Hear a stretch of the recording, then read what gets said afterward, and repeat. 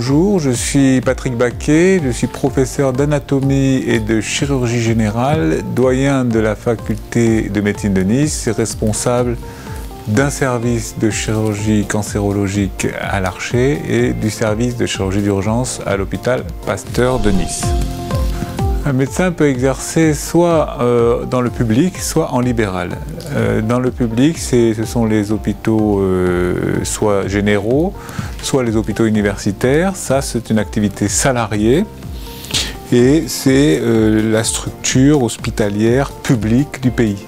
Après, le médecin peut également s'installer en activité libérale, c'est-à-dire il ouvre son cabinet, il gère totalement ses locaux et ses honoraires et il a une activité dite de médecine libérale. C'est les deux modes d'exercice, soit un mode salarié, essentiellement dans les hôpitaux.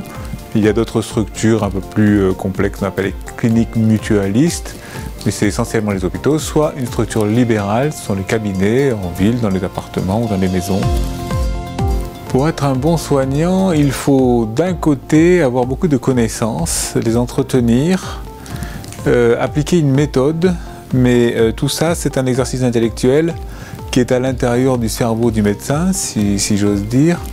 Être un bon soignant, c'est surtout être à l'écoute de ses patients qui ont des plaintes, auxquelles il faut essayer de répondre, donc déjà comprendre, faire des diagnostics, ensuite proposer un traitement. Et après avoir démêlé les aspects diagnostiques des aspects thérapeutiques, il faut expliquer aux patients ce qui se passe, aux patients et aux familles. Et c'est souvent là où on voit le niveau d'empathie et le niveau d'humanité des médecins, puisque il ne faut pas considérer la médecine comme un métier uniquement technique, c'est-à-dire qu'il ne s'agit pas de faire un geste technique ou de proposer un traitement sans autre explication. Il faut aussi donner des explications, expliquer le pour, le contre, les dangers du traitement, assurer un suivi. Il faut donc qu'il y ait un lien qui se crée, un lien de confiance qui est extrêmement important. La relation médecin-malade est basée sur la confiance avec une empathie spontanée du médecin envers son patient et une confiance du patient envers son médecin. Donc c'est une alchimie relationnelle qui est assez difficile à trouver, qui nécessite, à mon avis, quand même un certain don. Il y a des gens qui n'ont pas d'empathie, d'autres qui en ont trop. Il faut arriver à trouver un équilibre entre les aspects, on va dire, techniques, cognitifs, de connaissances, et les aspects humains et relationnels. Et c'est assez difficile d'avoir une bonne synthèse entre toutes ces caractéristiques psychologiques et intellectuelles. Le cursus médical est caractérisé par sa longueur par rapport à toutes les autres formations universitaires. Cette longueur est nécessaire d'abord par la quantité de connaissances à acquérir, mais aussi par l'expérience à acquérir. C'est-à-dire qu'on ne peut pas uniquement faire de la médecine par un apprentissage théorique, même si on apprend plus vite que les autres, il faut l'expérience de la pratique clinique. C'est pour ça que c'est une formation qui dure au minimum 10 ans, qui peut aller jusqu'à 12 ou 14 ans en fonction des spécialistes et des spécialités. Alors ça commence par ce qu'on appelle le premier cycle qui dure 3 ans. Après le mode d'entrée dans les études dont on va reparler un petit peu plus tard, on fait 3 années. Ça c'est ce qu'on appelle le premier cycle, la licence. La licence qui permet d'avoir les fondamentaux de l'exercice, c'est-à-dire les disciplines fondamentales, l'anatomie, la physiologie, l'histologie, toutes ces disciplines du corps à la limite non malade, l'organisation et le fonctionnement du corps non malade. Dans le deuxième cycle, entre la 4e et la 6e année, on apprend le corps malade et les différentes méthodes de diagnostic et de traitement. À la fin de ce deuxième cycle, on est donc en 6e année de médecine, on passe un examen qu'on appelle l'examen classant national. C'est un examen qui s'adresse à tous les étudiants en médecine de France. Il y en a entre 8 et 9 000. Il y a 34 facultés, 8 et 9 000 étudiants passent le même examen et ils sont classés. En fonction de ce classement, du niveau de classement, on peut choisir d'une part sa spécialité, d'autre part ce qu'on appelle le CHU de rattachement. C'est-à-dire si on est très bien classé, on va pouvoir choisir n'importe quelle spécialité et la ville de son choix. Si on est moins bien classé, on va être restreint de choisir des villes moins prisées ou des spécialités moins prisées. C'est pour ça qu'il y a des spécialités qui sont très prisées, comme la chirurgie plastique, comme l'endocrinologie, comme la radiologie, ou alors la dermatologie plutôt, et il y a des spécialités moins prisées. Une fois qu'on est classé en fin de 6e année au niveau national et qu'on a choisi sa spécialité dont fait partie la médecine générale, parce que la médecine générale est une spécialité comme une autre, on commence ce qu'on appelle l'internat, c'est-à-dire le 3e cycle où on est interne des hôpitaux. Pour les spécialités, on est interne des hôpitaux, dans les hôpitaux universitaires ou les hôpitaux généraux.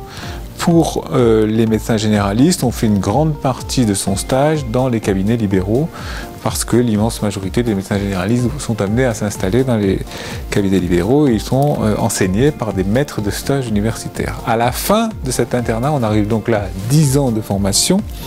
Pour les spécialités, mais également pour la médecine générale, on peut poursuivre sa formation en devenant ce qu'on appelle chef de clinique ou assistant hospitalo-universitaire. Ça peut durer 2, 3 ou 4 ans.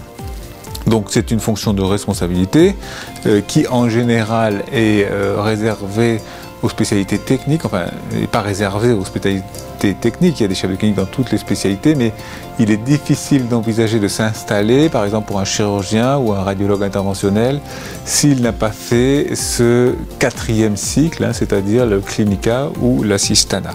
Donc au total, ça peut aller jusqu'à 12-14 ans de formation, et après cette formation, le praticien choisit son exercice, soit en exercice libéral, soit en exercice public, salarié dans une structure hospitalière, comme nous le disions au début. La spécificité des études de médecine en France fait que on voit les patients très tôt.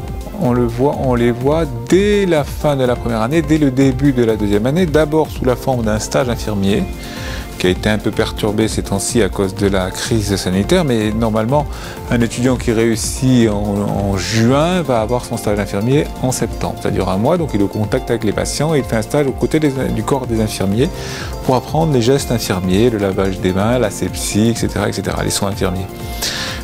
Si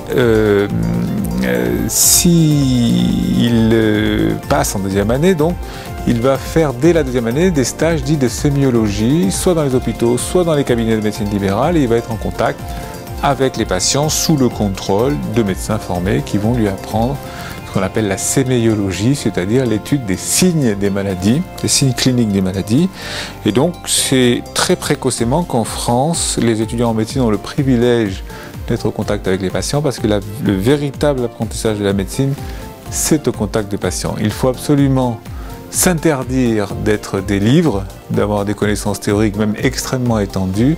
La médecine s'apprend au lit du malade, comme on le dit depuis des siècles. C'est au lit du malade, sous le chapeau de maître, que l'on apprend la médecine. C'est un compagnonnage. Il y a une partie théorique de la médecine qui est incompressible, qui est longue, qu'il faut acquérir, mais il y a surtout une partie pratique qui s'apprend par compagnonnage au lit du malade. C'est un monde qui est complètement nouveau, l'enseignement universitaire en général, mais en médecine en particulier, se distingue complètement de l'enseignement au lycée. Il ne s'agit plus de classes de 30 élèves avec un professeur qui fait un cours d'1 heure. Il s'agit maintenant d'apprendre une somme considérable de connaissances et de savoir s'organiser soi-même, organiser son travail pour pouvoir acquérir ces connaissances. Donc la première chose à faire, c'est d'essayer de comprendre la méthode. Et c'est pour ça qu'il y a un système de tutorat qui est en place, où les étudiants qui ont réussi à passer sont là pour conseiller les plus jeunes. Parce que la méthode d'apprentissage diffère. Il ne s'agit plus de faire ses devoirs ou comme on faisait au lycée, il s'agit d'organiser son temps pour accumuler sur une longue période des connaissances importantes. Et pour réussir les examens, il ne suffit pas d'être intelligent au sens large. C'est pas parce qu'on est intelligent qu'on réussit les études, c'est parce qu'on sait s'organiser.